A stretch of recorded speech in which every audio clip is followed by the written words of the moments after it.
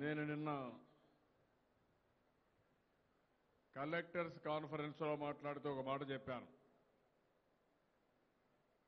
మనం ఎంత డెమోక్రసీలో ఎంత నీతి నిజాయితీగా ఉన్నా గడచిన పాలకుల యొక్క నిర్వాహం వల్ల, అడ్మినిస్ట్రేషన్ ప్రవర్తించిన తీరు వల్ల అపవాదు ప్రభుత్వానికి ప్రజాప్రతినిధికి వచ్చింది. అంటే అధికార యంత్రాంగం పైన ఒక అపవాదు ఉంది. అంటే అధికారులు అందరూ డబ్బులు తీసుకుంటున్నారు, లేకపోతే సరిగా పనిచేయరు, బాధ్యత లేదనే అభిప్రాయం ఉంది. రాజకీయ నాయకులంటే వీళ్ళు కూడా డబ్బులు తింటారు, లేకుంటే ప్రతి ఒక్కదానికి డబ్బులు తీసుకుంటారు అనే అపవాదు ఉంది. మనం 2 సంవత్సరాలైంది. ఈ 2 సంవత్సరాల్లో ఒక నీతివంతమైన పాలన ఇవ్వడానికి, ఒక సమర్థవంతమైన పాలన ఇవ్వడానికి మనం అన్ని విధాలా ప్రయత్నం చేస్తున్నాం. మనము తీసుకున్న నిర్ణయాల వల్ల రాష్ట్ర ఆదాయాన్ని పెంచుకుంటూ పోతున్నాం. ఖర్చులు కూడా సమర్థవంతంగా ఖర్చు పెట్టే పరిస్థితి వచ్చింది. ఇప్పుడు ఉదాహరణకు మీరందరూ ఒకసారి చూస్తే, మొన్న ఇటీవల నరేగా కార్యక్రమం ఎన్నో సంవత్సరాలుగా ఉంది. ఆ నరేగా కార్యక్రమంలో వచ్చిన డబ్బులు అసలు అసెట్స్ క్రియేట్ చేయకుండా, అది అసలు పట్టించుకోకుండా ఎవరికి దొరికింది వాళ్ళు తినేసే పరిస్థితికి వచ్చారు. మనం వచ్చిన తర్వాత దాన్ని ప్రక్షాళన చేశాం. ఉదాహరణ నేను చేసింది కన్వర్జెన్స్ ఆఫ్ ఫండ్స్ తీసుకొచ్చాం. అంటే ఆ రోజు మామూలుగా నరేగాలో మీరు చూస్తే 60% లేబర్ ఖర్చు పెట్టాలి, 40% మెటీరియల్ ఖర్చు పెట్టాలి. దానికి లిమిటేషన్ లేదు. అంటే మీరు దగ్గర దగ్గర ఒక 100 రూపాయలు ఖర్చు పెడితే 60 రూపాయలు దాన్ని లేబర్ ఖర్చు కంపల్సరీ లేబర్కే ఖర్చు పెట్టాలి. మిగిలిన 40% వివిధ ప్రభుత్వ కార్యక్రమాలు అన్ని ఫండ్స్ కూడా పెట్టుకుని లేబరు మెటీరియల్ అంతా కలిసి మీరు ఖర్చు పెట్టుకునే అవకాశం ఉంటుంది. కానీ 4,400 కోట్ల రూపాయలు ఆ ప్రోగ్రాం వచ్చిన తర్వాత మెటీరియల్గా డబ్బులు వచ్చిన డబ్బులు ఖర్చు పెట్టకుండా భ్రష్టు పట్టించారు. అదే మరిగా లోకల్ స్థానిక సంస్థల ఎన్నికలు కూడా పూర్తిగా నిర్వీర్యం చేసేసి రావాల్సిన డబ్బులు రాకుండా చేశారు. నేను క్షేత్రస్థాయిలో కన్వర్జెన్స్ తీసుకొచ్చాను. 40% నరేగా డబ్బులు రోడ్లు మెటీరియల్ ఖర్చు పెట్టుకొస్తే ఆ డబ్బులు తీసుకుపోయి సిమెంట్ రోడ్లు వేసాం, అంగన్వాడీ బిల్డింగులు కడుతున్నాం, పంచాయతీ బిల్డింగులు కడుతున్నాం, అదే మరి హాస్పిటల్ బిల్డింగులు కడుతున్నాం. ఒకదానికి కాదు, అనేక విధాలుగా చెక్ డ్యాములు కడుతున్నాం. ఈ విధంగా అనేక కార్యక్రమాలు చేసి మనం ముందుకు పోతున్నాం. కానీ ఇక్కడ మీరు గుర్తుపెట్టుకోవాల్సింది, ఏదైతే చెడ్డ పేరుందో ఆ చెడ్డ పేరు ఆపాదించడం మనం కూడా అతీతం కాదు. అందుకే దొంగ నడిచినట్టు మీరు చూస్తే 11 కేసుల్లో ముద్దాయిగా ఉన్న జగన్మోహన్ రెడ్డి ఈరోజు మనల గురించి విమర్శిస్తున్నాడు. 43,000 కోట్ల రూపాయల అవినీతి జరిగిందని సిబిఐ ఛార్జ్షీట్ వేసి, అదే మరి ఎన్ఫోర్స్మెంట్ డైరెక్టరేట్ కూడా అతని మీద చాలా ఆరోపణలు పెట్టి ఆస్తులు కూడా అటాచ్ చేసేశారు. అలాంటి వ్యక్తి కూడా మనల గురించి విమర్శించే పరిస్థితికి వస్తూ ఉంది. అంటే మీరు గుర్తుపెట్టుకోవాల్సింది, ఒక వ్యక్తి అవినీతిపరుడుగా ఉండి అవతల వ్యక్తులను కూడా అవినీతిపరులుగా చిత్రీకరిస్తే అతను తప్పించుకోవచ్చనే ఉద్దేశంతో ఇలాంటి దుర్మార్గమైన కార్యక్రమాలు చేస్తున్నారు. నా మీద మీరు గుర్తుపెట్టుకోవాలి, ఈ రోజు కాదు, నేను రాజకీయాల్లో వచ్చినప్పటి నుంచి ప్రత్యర్థులు అన్ని విధాలు ఆలోచించారు. నన్ను దెబ్బతీస్తే పార్టీ దెబ్బతింటుంది కాబట్టి నా మీద టార్గెట్ పెట్టారు. నేను ఆ రోజు 9 సంవత్సరాలు ముఖ్యమంత్రిగా ఉన్నప్పుడు కానీ అంత మునుపు కానీ ఆరోపణలు చేయడం, అదే మరిగా రాజశేఖర్ రెడ్డి ముఖ్యమంత్రి అయిన తర్వాత 25 కేసులు నా మీద ఎంక్వైరీలు వేశాడు. ఇంతవరకు మీరు చూస్తే 25 సార్లు కోర్టుకు వెళ్లారు. నన్ను ఏమీ చేయలేకపోయారంటే నేను నిప్పులాగా బ్రతికాను. ఒక్క తప్పు కూడా ఎక్కడా చేయలేదు, చెయ్యను, చెయ్యబోనని కూడా నేను వ్యక్తం చేస్తున్నా. అదే మరిగా ఈరోజు మనం ఆలోచించేది ఒక సమర్థవంతమైన పాలన ఇవ్వాలి, నీతివంతమైన పాలన ఇవ్వాలి. రాజకీయాల్లో ఉండే వ్యక్తులు మనందరం కూడా ఒకటి గుర్తుపెట్టుకోవాలి. వేరే పనులు చేసుకుంటే తప్పులేదు, మన కుటుంబ సభ్యులు వేరే వ్యాపారాలు చేసుకుంటే తప్పులేదు. ఇంట్లో 5 మంది ఉంటే 5 మంది రాజకీయాల్లో ఉండరు, ఏ ఒక్కరే రాజకీయాల్లో ఉంటాం. ఇప్పుడు మా కుటుంబం ఉంది. నేను 25 సంవత్సరాలుగా మా వైఫ్ అయితే హెరిటేజ్ కంపెనీకి తిరుగుతుంది, హెరిటేజ్ కంపెనీ ఎండీగా ఉంది. మా డాక్టర్ ఇన్లా ఆ పనే చేస్తుంది. ఈరోజు లోకేష్ అటు ఇటు చేస్తున్నాడు, అంటే కొంత రాజకీయాలు ఉన్నాడు, అప్పుడప్పుడు డైరెక్టర్గా ఉండి పనులు చేసుకుంటారు. 25 సంవత్సరాలకు ముందు ప్రారంభించిన కంపెనీ ఈరోజు ఇబ్బందులు లేవు వాళ్లకు. వాళ్ళ ఆర్థికంగా కూడా సమస్యలు లేకుండా ఒక ఎకనామిక్ యాక్టివిటీ ఉంది, ఒక పని కూడా ఉంది, క్యారియర్ కూడా ఉంది. నేను మిమ్మల్ని కోరేది, ఇక్కడ రాజకీయం నీతివంతంగా ఉండాలి. రాజకీయం స్వార్థం కోసం ఉండడానికి వీలు లేదు. అది మనం కొన్ని ప్రిన్సిపల్స్ పెట్టుకుంటే మనల్ని ఎవ్వరూ ఏమీ చేయలేరు. కానీ మనము నీతిగా ఉన్న అవతల వ్యక్తి మనల మీద బురజల్లే కార్యక్రమం వచ్చినప్పుడు దాన్ని ఎప్పటికప్పుడు అప్రమత్తంగా కౌంటర్ చేసుకోకపోతే చేయని తప్పుకు మనం బలైపోతాం. మీరు ఎప్పుడు కూడా రాజకీయాలు ఎట్లుంటాయంటే 10 సార్లు ఒక మాట చెప్తే కొంతమందికి అనుమానం వస్తుంది. 10 సార్లు చెప్పారు, వీళ్ళేం మాట్లాడలేదు కాబట్టి వీళ్ళకు కూడా ఏమైనా సందేహాలు ఉన్నాయేమో, లేకుంటే వీళ్ళు కూడా చేశారేమో అనుమానం వస్తుంది. అనుమానమే రాబోయే రోజుల్లో నిజమయ్యే పరిస్థితి వస్తుంది. వాస్తవం వేరే, కానీ ప్రజల యొక్క నమ్మకం వేరే.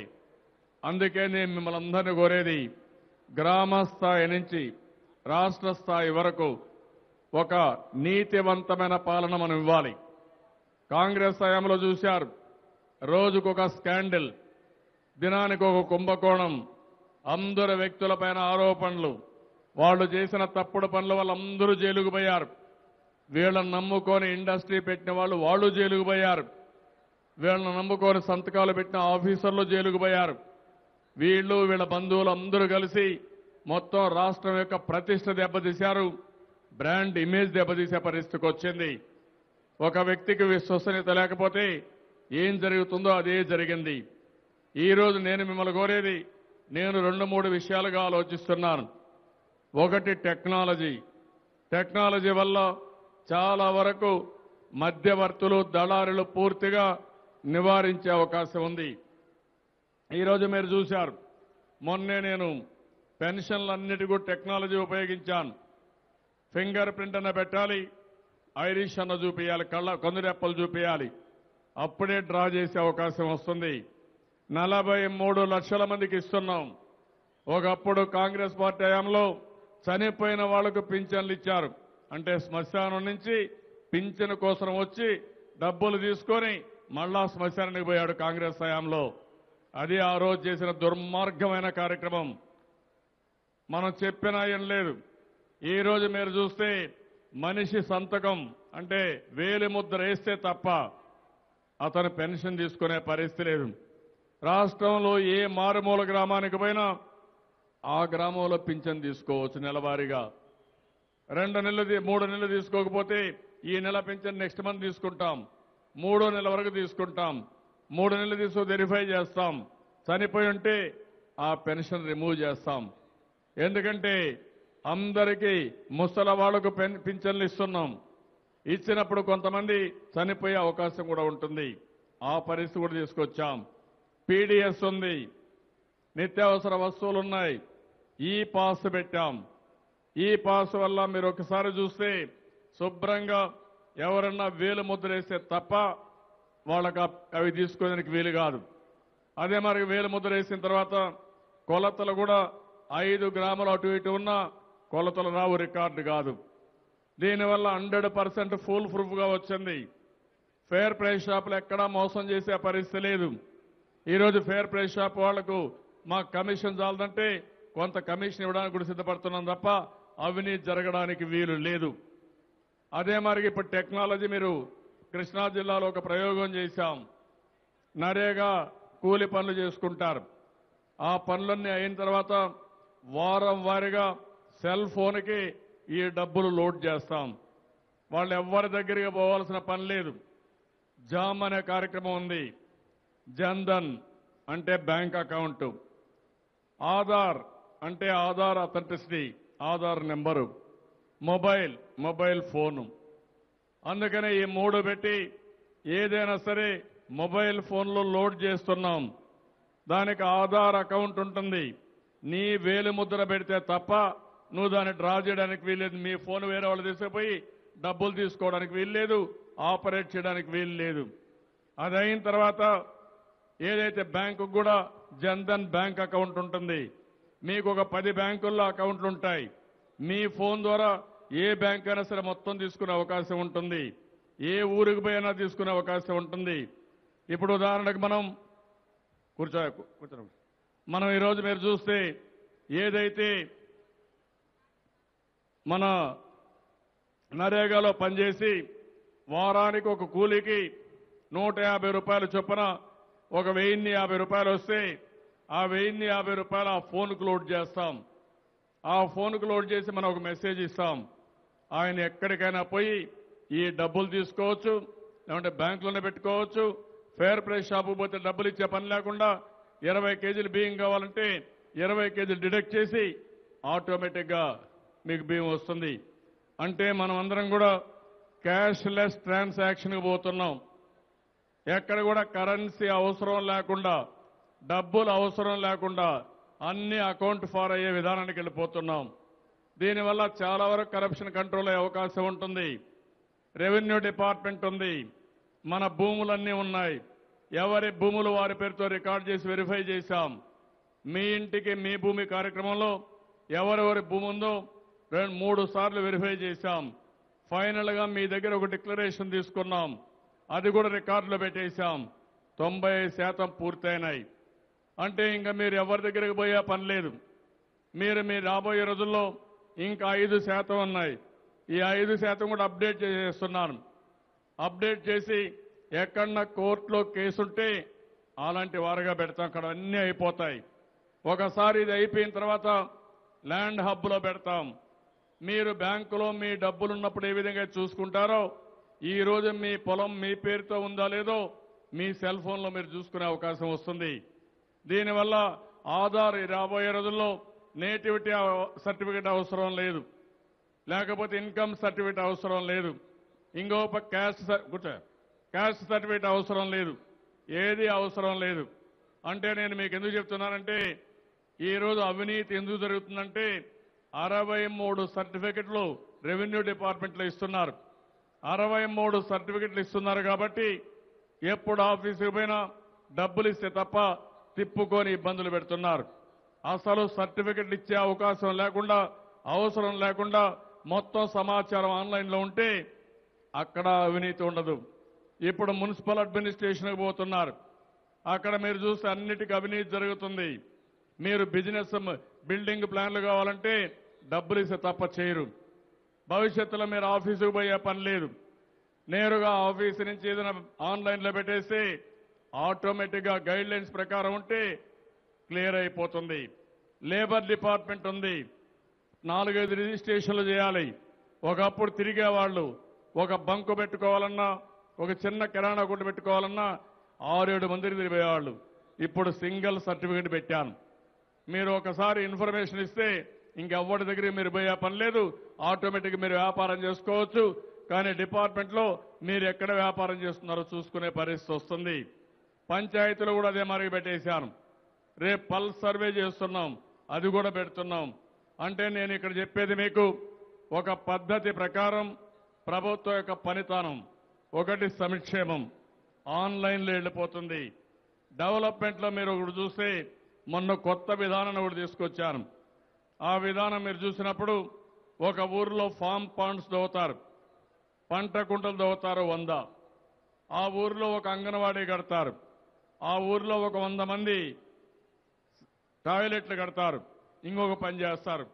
ఈ అభివృద్ధి కార్యక్రమాలు ఇప్పుడు నా దగ్గరికి రావడం లేదు. ఒక ఇల్లు కడతారు. కాంగ్రెస్ హయాంలో మీరు చూస్తే కొన్ని లక్షల ఇల్లు కట్టామని బిల్లులు మాత్రం డ్రా చేశారు. అక్కడికి వెరిఫికేషన్ పోతే అసలు ఇల్లు లేదు, కానీ బిల్లులు మాత్రం తీసేసుకొని మొత్తం కబ్జా చేసే పరిస్థితికి వచ్చారు. దానిపైన నేను ఆలోచించింది డాక్రా ఉమెన్ని ఒక స్మార్ట్ ఫోన్ ఇచ్చి మనం చేసిన అన్ని కూడా జియో ఫెన్సింగ్ చేస్తారు. జియో ఫెన్సింగ్ అంటే మీరు గుర్తుపెట్టుకోవాలి, ఈ ఫోన్ తీసుకొచ్చి ఈ స్పాట్లో మనిషి యొక్క ఫోటో తీస్తే ఆ స్పాట్లోనే అది ఉంటుంది. అంటే ఒక పంట కుంట దగ్గరికి వెళ్ళి ఆ పంట కుంట ఫోన్లో తీసి ఆన్లైన్లో పెడితే జీపీఎస్ కింద పలాని గ్రామంలో, పలాని పొలంలో, పలాని సర్వేలో, పలాని కంటూర్లో ఈ యొక్క పంట కుంట వచ్చిందని ఆటోమేటిక్గా అక్కడ ఫిక్స్ అవుతుంది.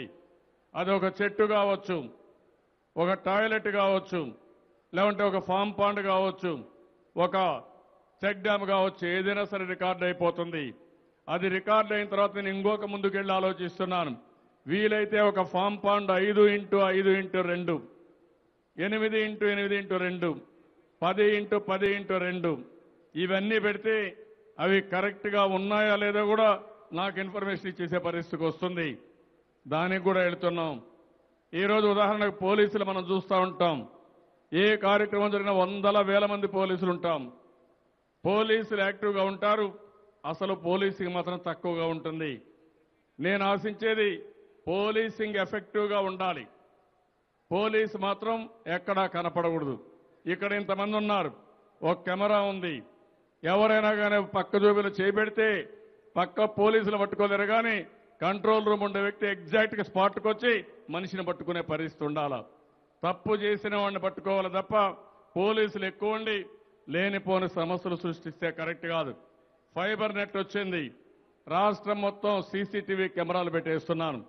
రౌడీ షీటర్ల ఫోటోలన్నీ పెట్టేస్తున్నా, వాళ్ళ ఏలు ముద్దలన్నీ పెట్టేస్తాను. ఎవరన్నా రౌడీ షీటర్ ఈ ప్రాంతానికి వస్తే 2 నిమిషాల్లో మనకు అలర్ట్ వస్తుంది, పలాని పులివెందల రౌడీ ఇక్కడికి వచ్చాడంటే ఇమ్మీడియట్ గా పోలీసులు కనబడే పరిస్థితి వస్తుంది. అంటే నేను ఎందుకు చెప్తున్నానంటే పులివెందల్లో ఉన్న అందరూ మంచివాళ్ళు, కానీ అక్కడ ఒక రౌడీ ఉండి రౌడీజం జరిపిస్తున్నాడు. ఆ విషయం నాకేం అనుమానం లేదు. రాష్ట్రంలో కూడా చేయాలనుకుంటున్నారు. వీళ్ళ ఆటలు సాగవు. వేరే వాళ్ళ దగ్గర వీళ్ళు తోక తిప్పుతారు, కానీ నా దగ్గర మాత్రం వీళ్ళు తోక తిప్పలేరు. ఎవరైనా తోక తిప్పితే రౌడీజం చేస్తే తోక కట్ చేస్తాను తప్ప వదిలిపెట్టే సమస్య లేదు. అలాంటివన్నీ కూడా టెక్నాలజీలో వచ్చేస్తాయి. ఫేషియల్ రికగ్నిషన్ వస్తూ ఉంది. ఇక్కడ మీరందరూ ఉన్నారు. ఇందులో మీకు తెలియకుండా ఎవరైనా దొంగ కూర్చుంటే ఆ ఫేషియల్ రికగ్నిషన్తో ఆటోమేటిక్గా పలానా దిక్కున్నాడని మనిషిని పట్టుకునే అవకాశం వస్తుంది. మీ పక్కనుండే వాళ్ళు ఎవరున్నా మీకు తెలియదు, పరిచయాలు లేకుండా కూడా ఉంటారు. అన్ని షాపుల్లో ఇవి వస్తాయి. ఒక షాపుకి వచ్చినా, హోటల్కి వచ్చినా, ఎయిర్పోర్ట్కి వచ్చినా, రైల్వే స్టేషన్కి వచ్చినా, బస్ స్టాండ్కి వచ్చినా ఇలాంటి దొంగలను కానీ రౌడీలను కానీ పట్టుకునే అవకాశం వస్తుంది.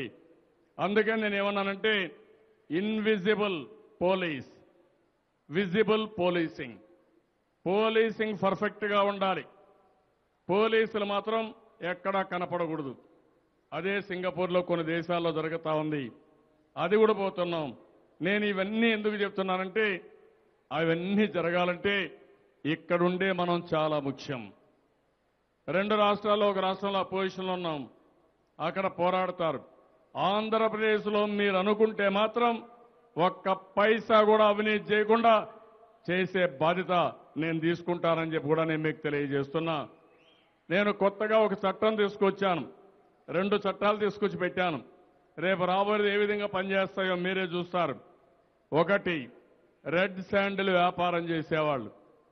రెడ్ శాండిల్ వ్యాపారం చేసేవాళ్ళకి ఒక చట్టం తీసుకొచ్చి వాళ్ళ ఆస్తులు కూడా కాన్ఫిస్కేట్ చేసేస్తాం. అంటే వాడు 10 సంవత్సరాల నుంచి రెడ్ శాండిల్ చేసి ఎక్కడెక్కడో ఆస్తులు పెట్టుకుంటే మొత్తం ఆస్తులు కాన్ఫిస్కేట్ చేస్తాం. అతను తప్పు చేశాడంటే ఇంతవరకు చట్టంలో మనం ప్రూవ్ చేయాలా. ఇప్పుడు చట్ట ప్రకారం అతను ప్రూవ్ చేసుకోవాలా, నేను తప్పు చేయలేదని అతను ప్రూవ్ చేసుకోవాలా. ఆ చట్టాన్ని కూడా తీసుకొచ్చాం.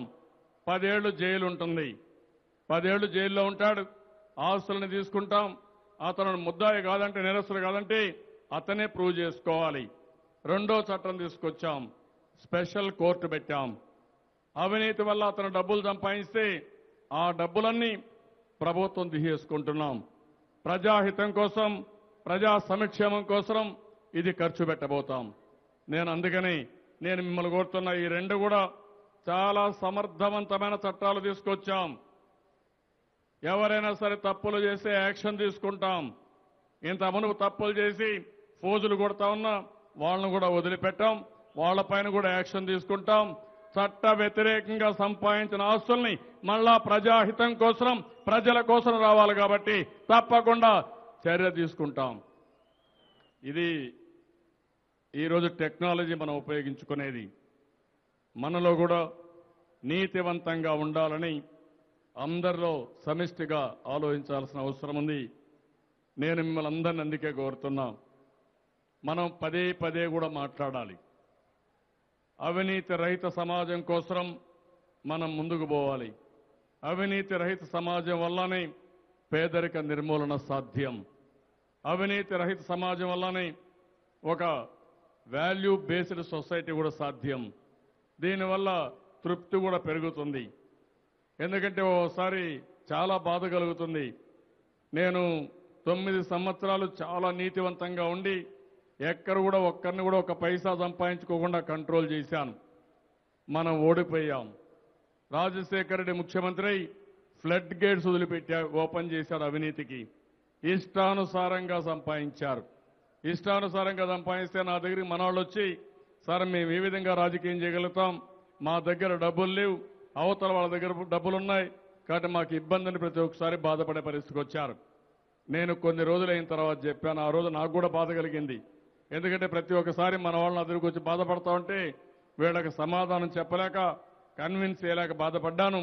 కానీ అల్టిమేట్గా చూస్తే అందరూ జైలుకు పోయారు. ఆ రోజు నేను చెప్పాను, నేను ఆ రోజు నీతివంతంగా ఎందుకున్నానంటే మీరెవరు జైలుకు పోకుండా కాపాడడానికి నేను నీతివంతంగా ఉండమన్నాను. అదే మనకు శ్రీరామ రక్ష అయిందని ఆ రోజు చెప్పాను. అందరూ ఒప్పుకున్నారు. అదే మనకి ఈరోజు చూస్తే ఆ డబ్బులు అవినీతి సంపాదించడం ఎవరి దగ్గర డబ్బులు లేవు, ఏ కొద్ది మందో తప్ప. ఆ డబ్బులన్నీ మీరు ఒకటి గుర్తుపెట్టుకోవాల్సిన అవసరం ఉంది. ఇలాంటి అవినీతి డబ్బులు శాశ్వతంగా వీళ్ళ దగ్గర ఉండవు. అది కూడా పోతుంది. ఆ పరిస్థితి వచ్చింది. మొన్న ఓసారి బాధ కలుగుతుంది. వైఎస్ఆర్ కాంగ్రెస్ నాయకులు మొన్న ఎలక్షన్లో వాళ్ళు చేసిన పనులు చూస్తా ఉంటే ఒక్కొక్క వ్యక్తిని 20 కోట్లు, 30 కోట్లు, 40 కోట్లు ఖర్చు పెట్టుకోమన్నారు.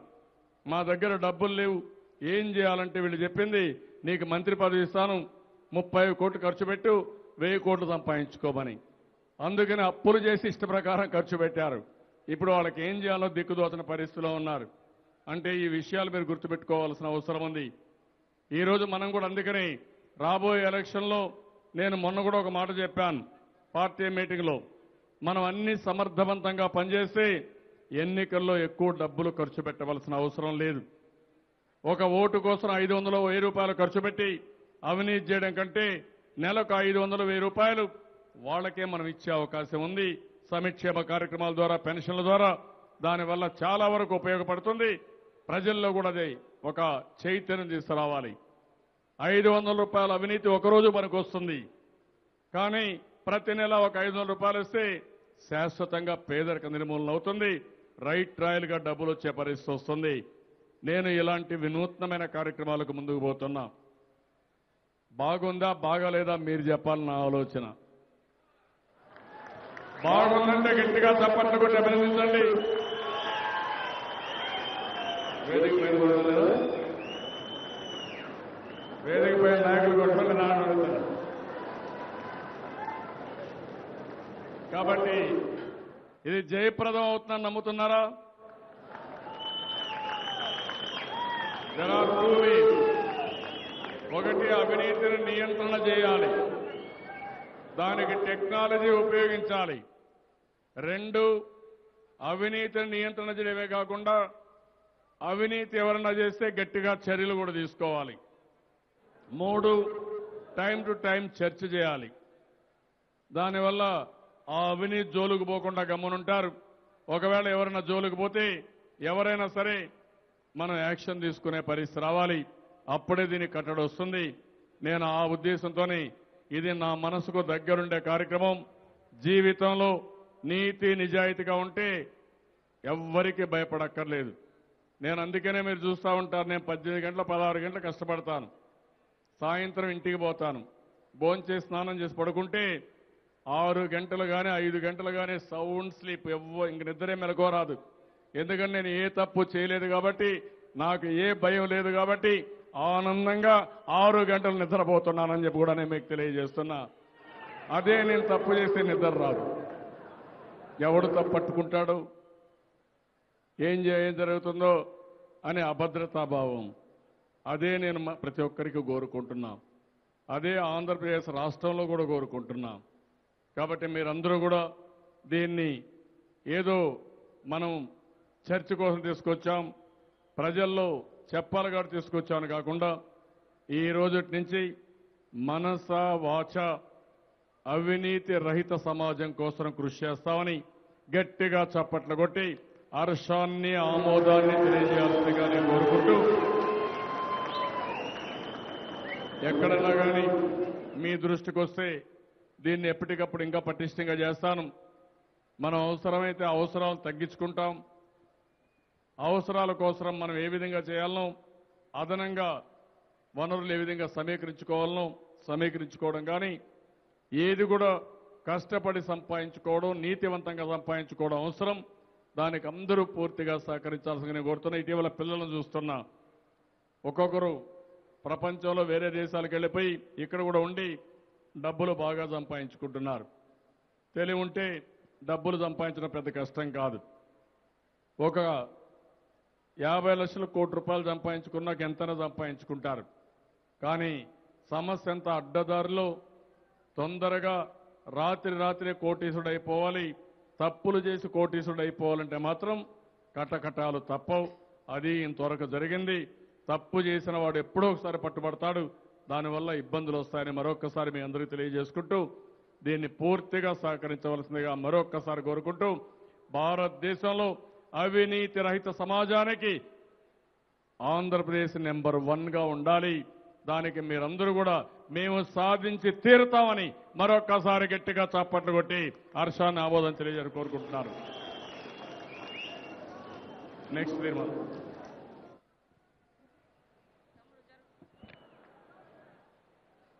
ఆంధ్రప్రదేశ్ రాష్ట్రంలో శాంతి భద్రతల పరిరక్షణ తీర్మానాన్ని ప్రవేశపెట్టాల్సిందిగా పెద్దలు గౌరవనీయులు మాజీ మంత్రివర్యులు శ్రీ ఆనం రామనారాయణ రెడ్డి గారిని కోరుతా ఉన్నాం.